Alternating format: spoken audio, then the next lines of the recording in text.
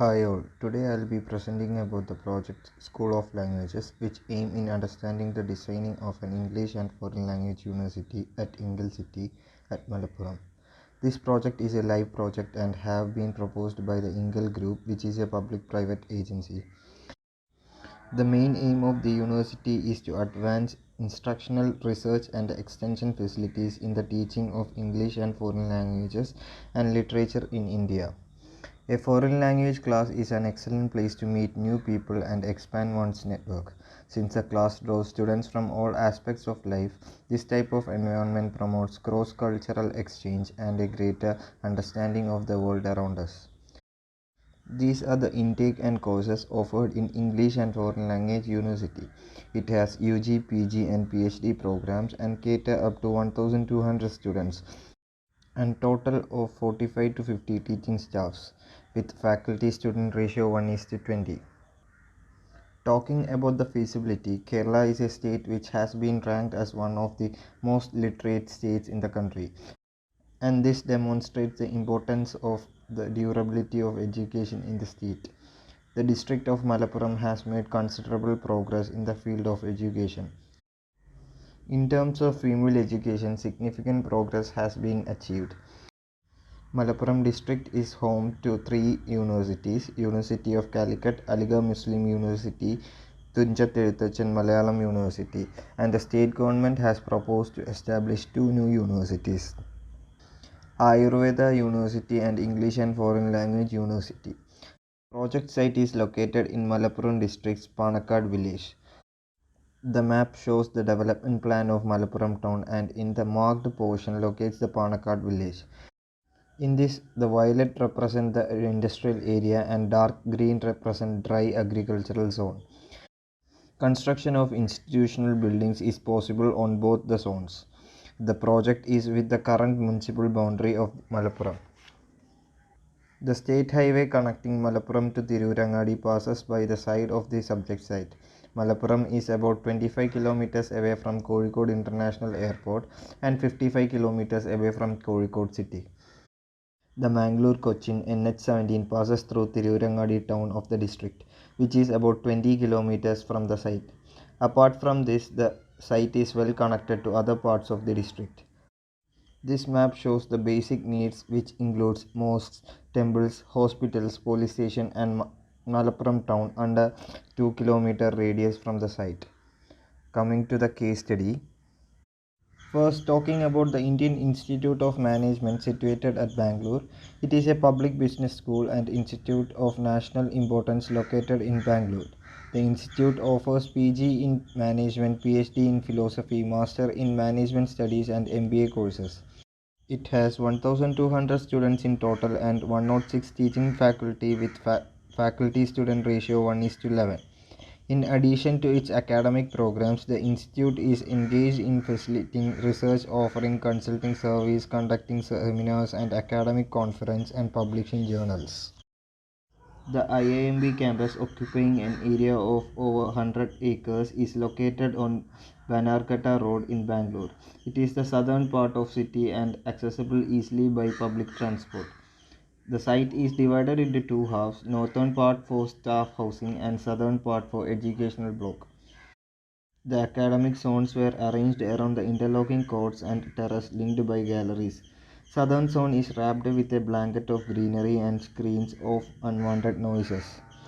Position of the building is in such a way that the positioning with reduced traffic congestion. With the landscaping, it creates a microclimate cooler than that of the macro. Pathways are shaded using thick vegetations. At the entrance, a buffer zone is created using landscape. Locally available material is used from Hosur. Concept of this campus is derived from the Mughal city Fatehpur Sikri, having series of square courtyards, passages and colonnades. Talking about the SWOT analysis, its strength is that the site is located at the developing green zone. Schemes from Agricultural Department to replant cultivational zone of Banarkata National Reserve with tourism and wildlife. Its weakness is that the day-to-day weather fluctuations, scoring heat during day and cold atmosphere during night. Opportunity of the site is the existing vegetation cover has been used as a key to control the temperature to certain extent. The sunlight has been used as major illumination source in various spaces through analytic approach in building design. Threat is the rising congestion in the city roadways and unfriendly pathways affected the site context in retarded manner. Now coming to the spatial analysis part. Talking about the administrative block, entrance to the block is through a double height porch and reception with a different height creating interesting play of light and shadows. Use of corridors and pergolas gives sufficient light and ventilation and also create patterns and drama using light and shadow. Coming to the library, library is the focal point of the campus easily accessible within walkable distance. Library space is organized around atrium which brings light and a feeling of openness. Talking about the classrooms, classrooms are organized into cluster of 2 or 3 open court and semi-open spaces link them. Never access directly to from movement space or corridor. Instead, there is a common space between the classrooms act as a pause point before entering to the classroom activity. Coming to the staff housing, on the northern side of the site, a staff housing area has been provided and there is 3 types of houses for staffs. Talking about the faculty wing, cabins for each faculty with enough circulation for an undisturbed interaction or conclusion. Courtyards are major elements of its visual quality, acts as an interactive space and much needed natural lighting and ventilation shaft. Coming to the service, water tank that is up to 7 to 10 lakh capacity, grooves made in the walls to house plumbing, 30 and more recharge wells in the campus and surface water is collected in this. Rainwater harvesting system with a capacity of 7 lakhs. On the site, biogas plant fuels the kitchen. Water efficient sanitary fitting like low flow tapes, urinal water efficient toilets have been provided. Coming to the next case study. The next case study is Myra School of Business. The site is around 12 acres and is located on the outskirts of Mysore, alongside area marked out of industrial development. It slopes from south to north and is bounded by roads along the eastern edge and completely along the western edge. Talking about the site and surroundings, the surrounding environment at which site resides over is filled with a mix of urban and natural plains and barren lands that add beauty to the site as a whole. The land contains laterite soil and surrounded by wild vegetation. Coming to the classification of area, it's classified into 7: open courts, student classrooms, common spaces, connection spaces, CEO rooms, executive classrooms, faculty spaces, service spaces. Courtyard connects administration, management, and student block and in the main focal point. Walkways act as the bridge connecting the foyer and faculty spaces. The connection zone acts as a buffer as well as the connection for the other spaces. Courts between classrooms act as a visual and acoustic separation between two spaces.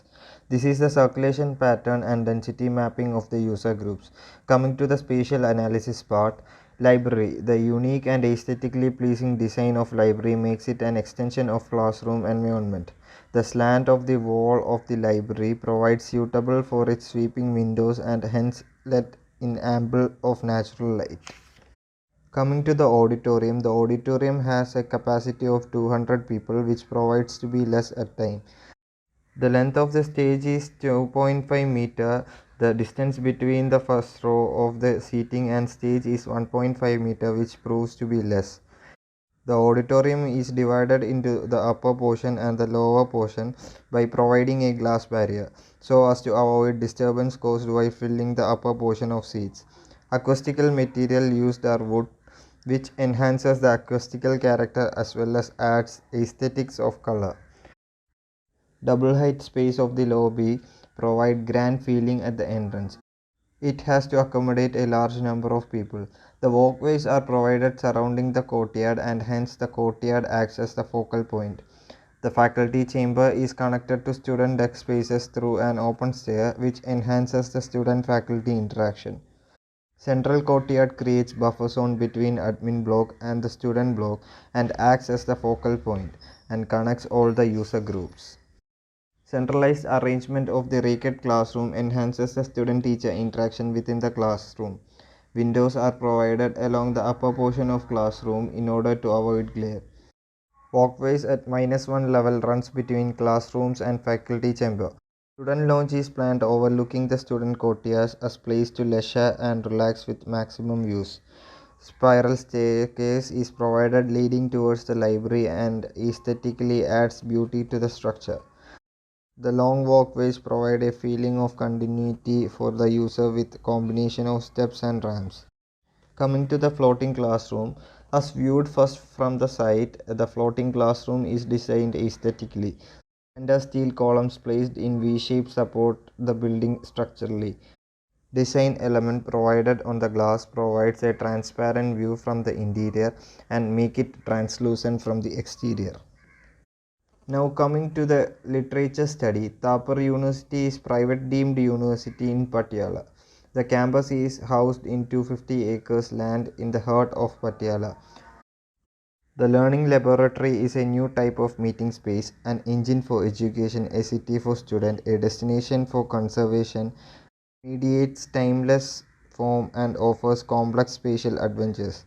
The building comprises a library, lecture theatre and a science facility, each in tall red Agra stone volume with white marble detail. The facade mediated using lowered stone screens like traditional jolly screens.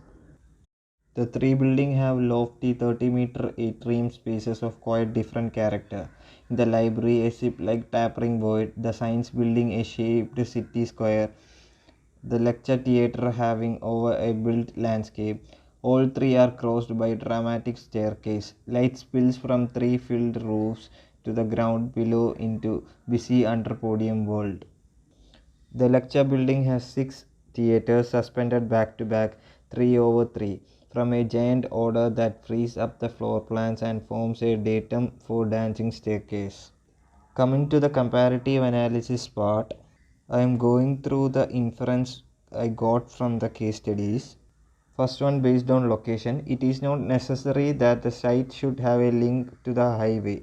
The village and hill settled quite far from the site reflects more natural beauty. The hill creates view from the site.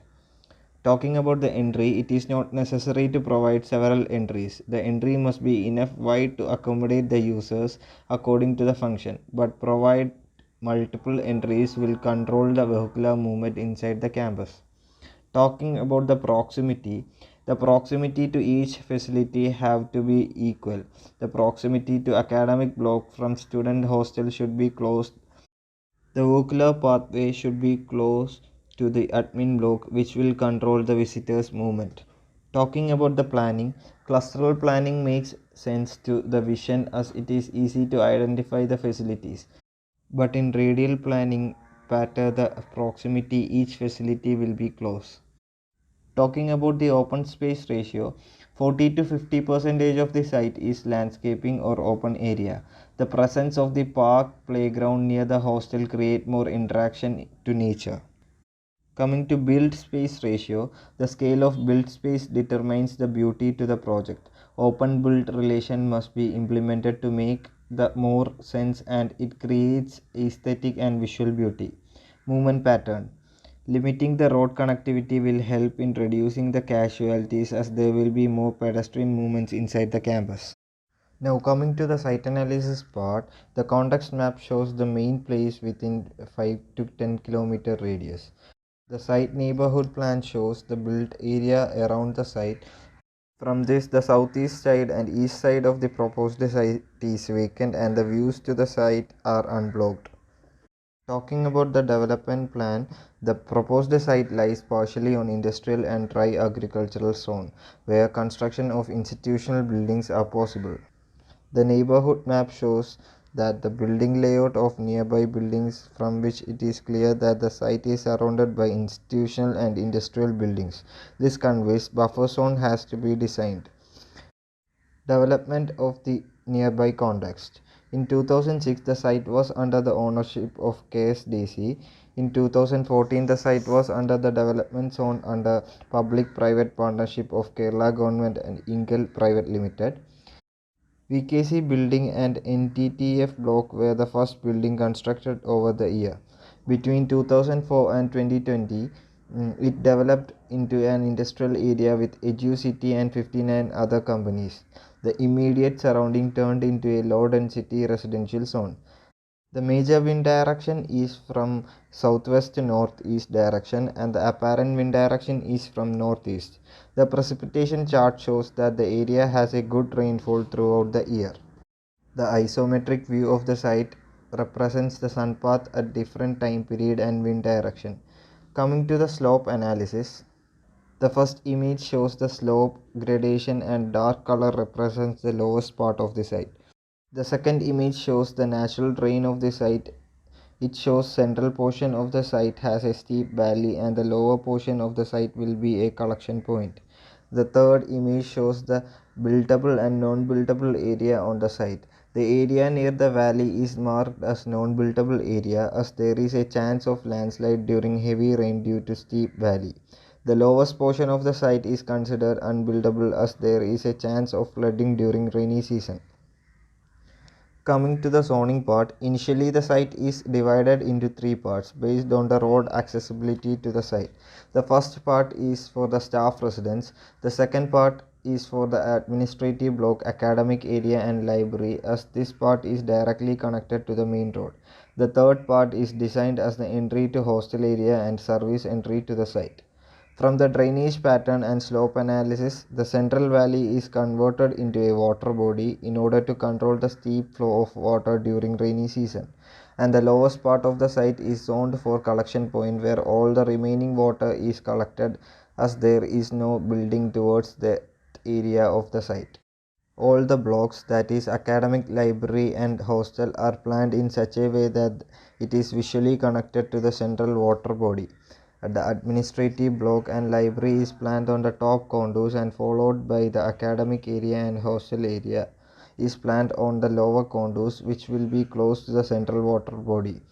This will allow to create interesting interaction space and gathering space along the water body which will create an atmosphere for students to interact and a peaceful atmosphere for them to relax. This zoning will help in restricting the vehicular circulation to the outer part which will help to avoid traffic congestion. This will limit the vehicular access till the administrative block. Talking about the special topic, my special topic is permeable facades in which solar shading color louvers are used. Solar shading color louvers are one of the most effective ways to reduce air conditioning loads. Radiation from the sun is transmitted, absorbed and reflected by louvers. As a result, solar heat gain is prevented from passing into the building. If an operable system is chosen, the adjustable louvers will track the position of the sun, increasing the system shading effectiveness and further reducing glare. On overcast days, the operable louvers can be opened to maximize the natural daylight into the building. Different colors have been used for louvers like blue, red, yellow, green, pink and orange which has various features of its own. The different colored louvers will create an identity to the buildings of the campus. The picture shows shadow pattern inside the building. Coming to the master plan, main entry is at west side of the site. Along with that comes the main drop-off point to the campus and the library. Entering through main entry, the first thing to see is the administrative block at a certain distance, approximate 100 meter away. Moving towards the administrative block, main circle passes by the site which is a park accessible to both public and the students coming to the campus. Moving towards the administrative block, parking are provided along the road network and reaches its entry at level 117. From there, moving downwards comes to the academic area where three buildings are placed. Coming down towards it, we reach a roundabout at level 108 where the road network diverges to different academic block. To the roundabout, the road connects to the foreign language block at level 108.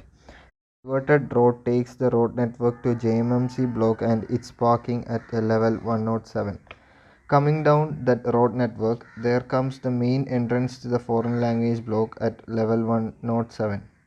Along the FL block, the road gets diverted to sub-road and moves to the north towards the entrance of the auditorium. Along with that, parking of auditorium is provided. At level 107, there is another entrance to the academic block. From here, the open air theatre could be accessed. Again, going along the main road, we reach the academic block at level 102. Roundabouts along this road will make a closed loop of vehicular movement, avoiding dead ends. Placement of OAT is in such a way that all academic blocks are visually connected to each. Each blocks around the OAT is connected to it at different levels, creating connection that helps OAT to use as an interactive space. OAT is oriented in northwest-southeast direction, avoiding the direct sunlight and glare. Now coming to the north side of the site, the area is zoned for staff residence. Coming from the north entry to the site that is from the staff entry, the first building is the health center at level 124. It is zoned over there because it is the point of the site where the main road could be accessed easily without any obstructions from the movement of ambulance vehicles. From there, the road get diverted into two, one to the administrative block and other to the staff residence area. Coming down the second road comes the VC's residence and VC's guest house at level 121 and level 122. Coming down along the road comes the staff residence area at different levels. First set of residence comes at level 115, second set of residence comes at level 112, and third set of level comes at 109. Coming to the lower part at 107 comes the gym and other residence. Following that comes the recreational area for staff residence at 104. Road network of a residential area connects the main road network at different level and connect different blocks. Coming back to the main circle, the other road network connects to library, hostel, union office, stationery shop and playground. Again coming down from the main circle, first comes the library at level 117. As it is a public library, so in order to have easy access for the public, a pedestrian pathway is directly connected from the main drop-off point to the library. Along the side of the library, parking is provided and discussion area is provided after the parking at level 117. Again coming back to the main road network, going along the network, next comes hostel block A for girls at level 112. From here, the road gets diverted into three, in which one is moving to the hostel area, the second one moves to the union office, and third road continues to the main road network. The road which moves to the other hostel area runs along the ladies' mess at level 107 and recreational area for students, which is facing the central water body. The recreational area includes an OAT, football ground, basketball ground, badminton court, and volleyball court, and gathering spaces with seating areas. The road continues to hostel C and D for boys and their mess. Coming back to the main road network, it goes down to the hostel B for girls at level 107, which is connected to the mess at the other side of the building. Level 107 comes the stationery shop and student circle. Student circle is another gathering space for students where small canteens, tea stalls and other stalls are planned, converting that area into an interactive space. Again, coming down the main road network, we reach level 102 where another road diverts to the student guest house residence and the hostel blocks for boys. Again, coming down the main road network comes to the level 97 where the main ground is situated. This ground is open to the public at certain time period. The main ground has athletic tracks along with the main football ground. Raked seating is provided near to the main ground, which also connects the adjacent level 102. The main road network ends at the third entry, that is the service entry. The road which runs along the south side of the site moves to the service area of the site and the collection point. Now talking about the main entry point, since the public has access to the campus, a drop-off point has been provided and a waiting area for ID check and all. After this, they could proceed through pedestrian path which lead to the library and Central Park. Gateway used to separate the campus and the context is a Torii gateway, which is a traditional Japanese gateway. It symbolically marked the transition from mundane to sacred.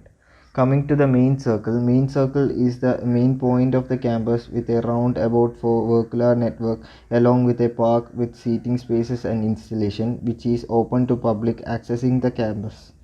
This is the park which connects all other blocks and the central water body by pedestrian pathways, and this is the shortest connection to all blocks from the entry point. Installation pockets have been provided at different levels. Installation pockets, stone slabs are placed along with seating spaces along with the plantation, creating a calm and peaceful atmosphere with central water body on its background. Central water body is the main part of the campus which gives an aesthetically pleasing views to the campus and also connects the academic area and hostel area visually.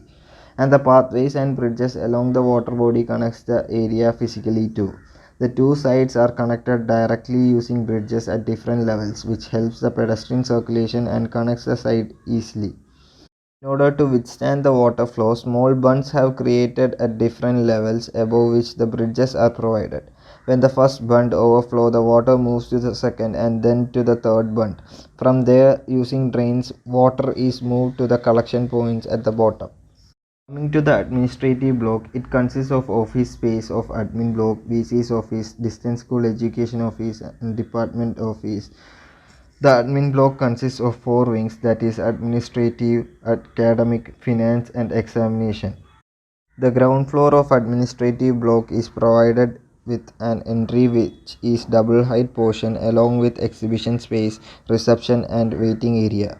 The ground floor contains office spaces of all wings of the admin block along with conference room, meeting room, staff lounge, canteen and post power offices. Coming to the other part, it has publication units and department offices along with a meeting space. The first floor is planned for office space of examination department, distance school education and VC's office along with his private space, waiting room and along with the conference room and meeting rooms have been provided. This floor connects the staff lounge provided at this level. Basement floor has a separate entrance from the north side and the floor is designed with department office and department counters where students come to deal with administrative paperwork, fees and all. Along with the counter, gathering space have been provided. These are the isometric views of the building. The total floor area of the building is approximately 6,150 meters square. Coming to the JMMC block, it is a block dedicated to journalism and multimedia course. Most of the class takes place in the class of this department, but in case other department class could take place in the seminar halls or lecture. Ground floor at level 107 contains Dean's office, staff room, computer lab, 4 classrooms and a seminar hall with shooting studio and photography studio which is sometimes given for rent to the public when the studios are free. The first floor has 7 classrooms, lecture hall, 2 seminar halls and student lounge. Basement floor has 3 classrooms and 2 seminar halls and this floor is connected to OAT at level 102. These are the isometric views of the floors. Calculated area for the floor is approximately 3,270 meters square. Coming to the academic block, it is a block in which all department classes takes place. Usually small classes with a strength of 20 to 30 students takes place here. The ground floor at level 102 of this block has computer labs, dean's office, staff room, seminar halls and classrooms. The first floor of the building has 11 classrooms and students lounge area. This level connects to the level 107 and the road network. Similarly, the second floor also has 11 classrooms. Total area of the building is 2,800 meters square. Coming to foreign language block, the block is basically dedicated to Department of Foreign Languages, but depending on the strength of the class it varies. The main entry is at 107, but there is another access to the building at level 108 which is mainly for the staff. The entry provided to this building is for the auditorium with waiting area of its own. The ground floor of this building contains Dean's office and staff room at level 108 and classrooms, computer lab, lecture hall, seminar hall, auditorium, green room and its technical room. The auditorium has a capacity of 700% in which 450% are in the ground floor. The first floor of the building has 3 seminar halls, 3 lecture halls, 2 classrooms, student lounge and 3 presentation rooms and connects to the upper deck of the auditorium space. Total floor area of the building is 5,230 meters square.